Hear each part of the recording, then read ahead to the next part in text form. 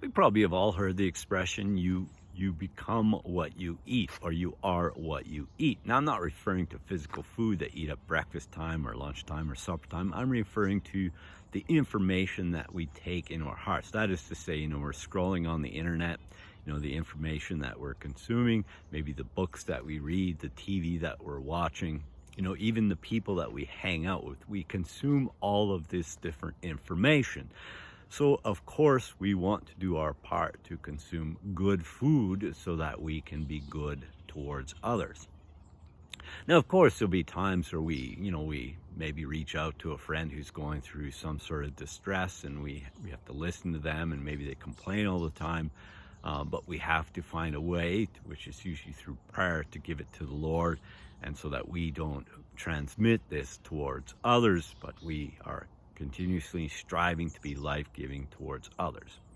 Now, in the first reading, Elijah is in a tough situation. He was successful in his commission, and yet he's feeling disheartened. He feels like he hasn't done very much.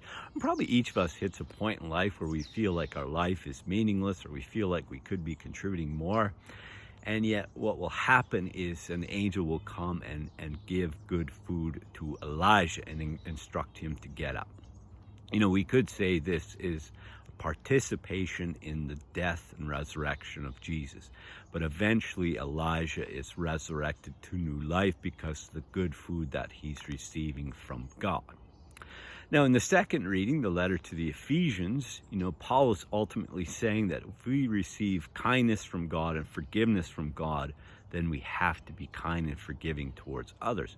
But, I've said this once before, but I'll say it again, is we become the God we believe in. So if we believe in a God who is gracious, who is merciful, slow to anger, abounding in steadfast love, then that is the person we will become. Now, of course, we won't always become this person, but if this is what we consume on the inside, then we have these graces from God that we can give to others. And so it makes sense that this ought to be the person that we are, because we are created in the image and likeness of God. Now, in our gospel, the people are complaining because they feel they know Jesus too much. They know his background, and so therefore they're not able to accept him as the bread of life.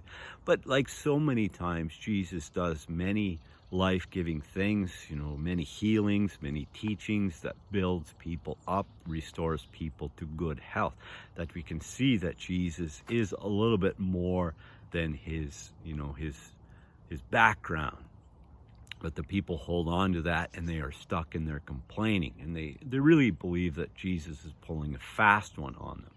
But Jesus has come to bring us good food. He is the bread of life. How important is we spend a little bit of time with the Word of God, that two-edged sword that will both comfort and afflict us, challenge us, so that we can be better towards others.